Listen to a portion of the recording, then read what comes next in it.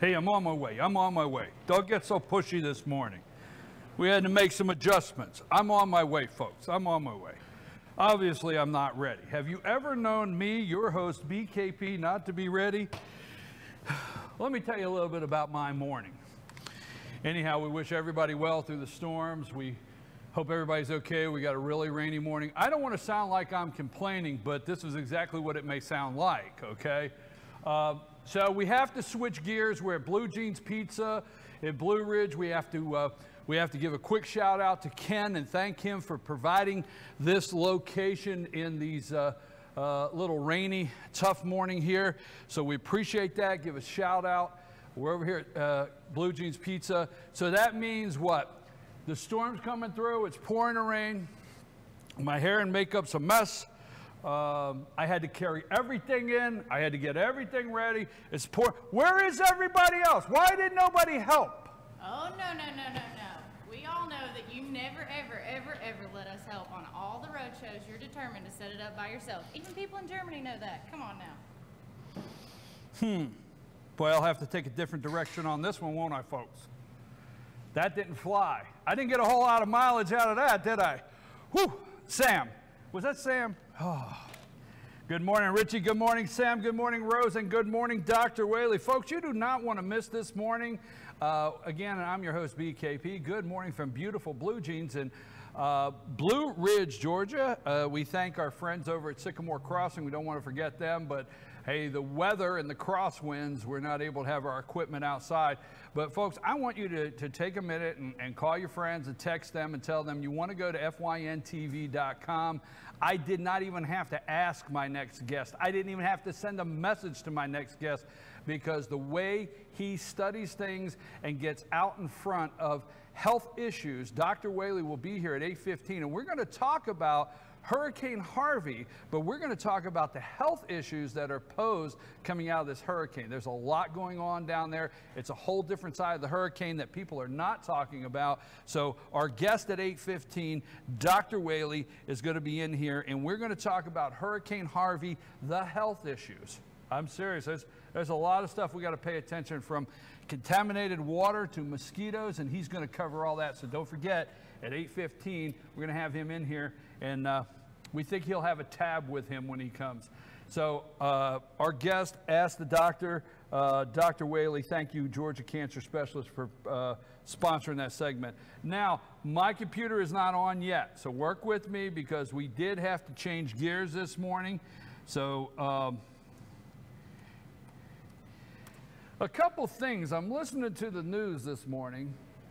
Well, I need that. I want sound effects next week, Richie. You would say get sound effects. Get sound effects ready, okay? Because like when I say I'm listening to the news, I want the screeching. Like, I know you young people don't understand what it is like for a record to stop. You know, there's a sound out there that in the old days, like you would hear, like the record scratch, okay, and stop. So anyhow, that's what I want. So when I say I was listening to the news, I want that, like back up. No, I was listening to fake media this morning. And as I was listening to fake media, Joe and Minka and Caddy K. Why do we always have to know what the hell Caddy K thinks? Oh, I'm sorry, it's Blue Ridge. I try to back away. Why do we need to know what's happening across the pond with Caddy K? I can't take those people. Minka's off today. I thought Minka was off 5 days a week, or 7 if that's how many's in the week. But anyhow, they found time.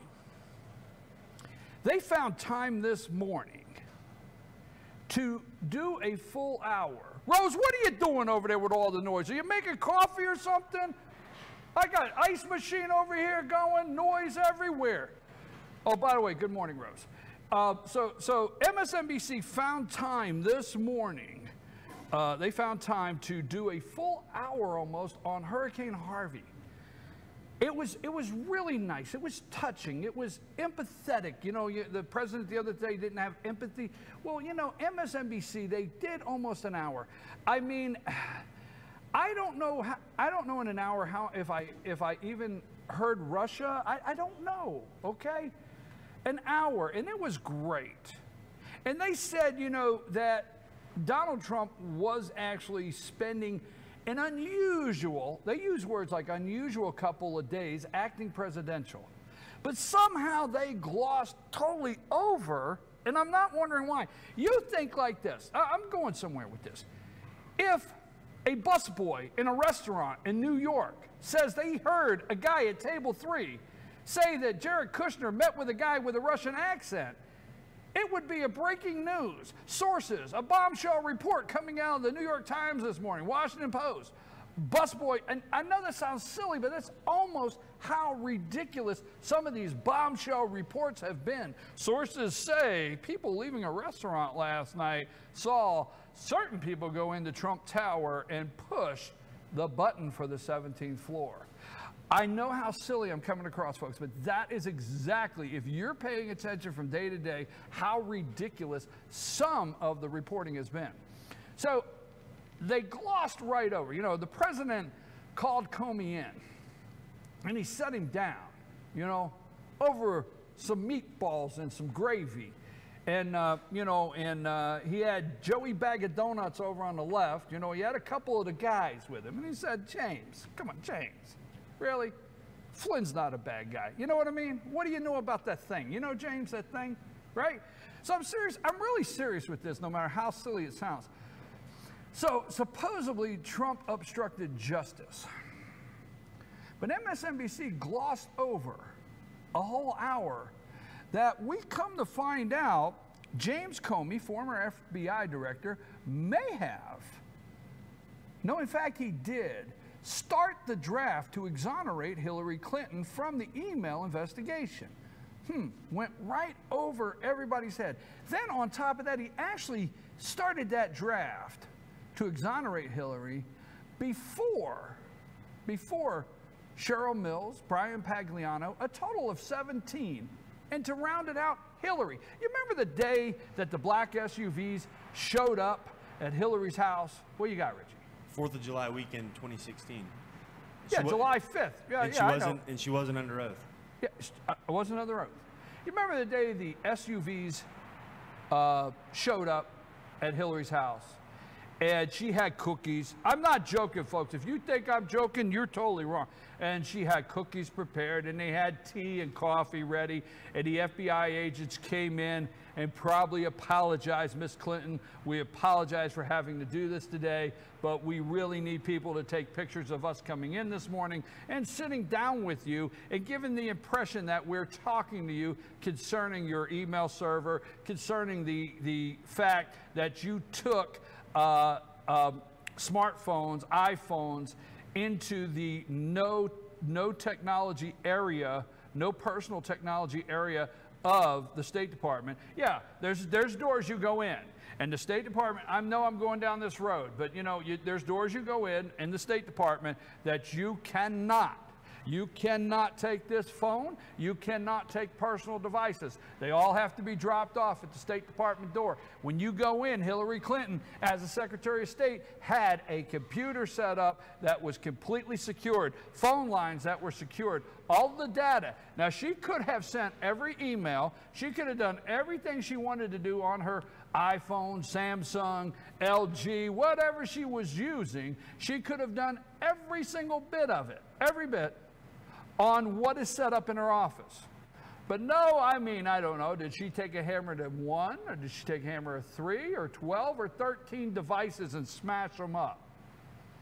Now, all of this being said, we remember that holiday weekend where, you know, Miss Clinton was preparing to enjoy our great Independence Day and probably be Grand Marshal of the little local parade there and wave to all the kids and throw candy at them or to them, okay? So, but bypassed, MSNBC bypassed.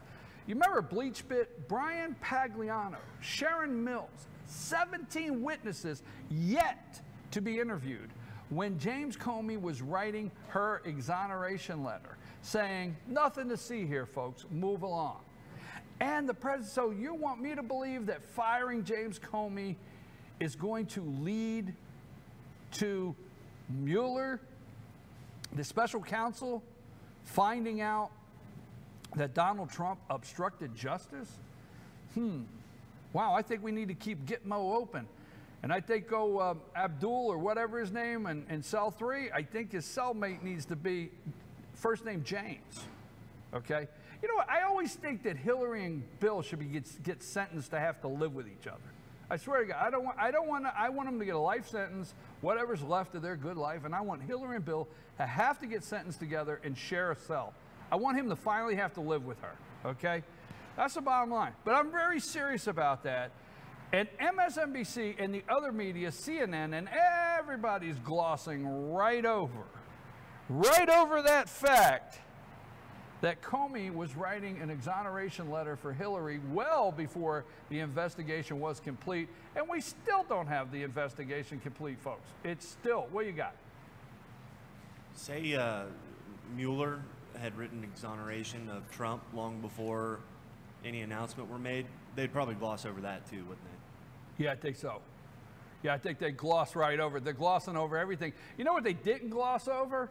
They didn't gloss over that they say Trump's attorneys have made an appeal to the special counsel Mueller to drop the obstruction charges or investigation concerning James Comey. Wonder if that has some new light and new legs. So, folks, we're going to talk about that a little later today. But here in a couple minutes, we're going to have Dr. William Whaley up, and he is going to talk about the health. We have some questions. We do. We're not going to leave those out. But I don't want to close off any time because it's a very important segment. What are some of the health issues in Houston? And our thoughts and prayers go out to each and every one. Please go to SamaritansPurse.org, SamaritansPurse.org, and try to volunteer or help support them in any way whatsoever. Franklin Graham, Greg Abbott, and Mike Pence did a press conference yesterday. And if Greg Abbott, and I'm not knocking the Red Cross, folks. I don't want to knock the Red Cross. But if you want to open up and help in any way, when you sit there and you see Franklin Graham from Samaritan's Purse, the governor of Texas, Greg Abbott, and Mike Pence together, I just think that that's a validation. Please go to Samaritan's Purse and help today, SamaritansPurse.org. We have talked about the response. Now, the media is trying to figure out, they're having meetings today of how to take the great response of the federal government. And I know that's hard to say, great response of the federal government. I mean, it really is, all right? But then again, look who's in charge, right? Mike Pence, Donald Trump and Mike Pence, president. So they're trying to figure out why this worked. So here's one more thing. I want to nix this now, okay? For the people at CNN, ABC, the claymation doll, you know, George Stephanopoulos, it looks like a claymation doll, all right? But for ABC, CNN, and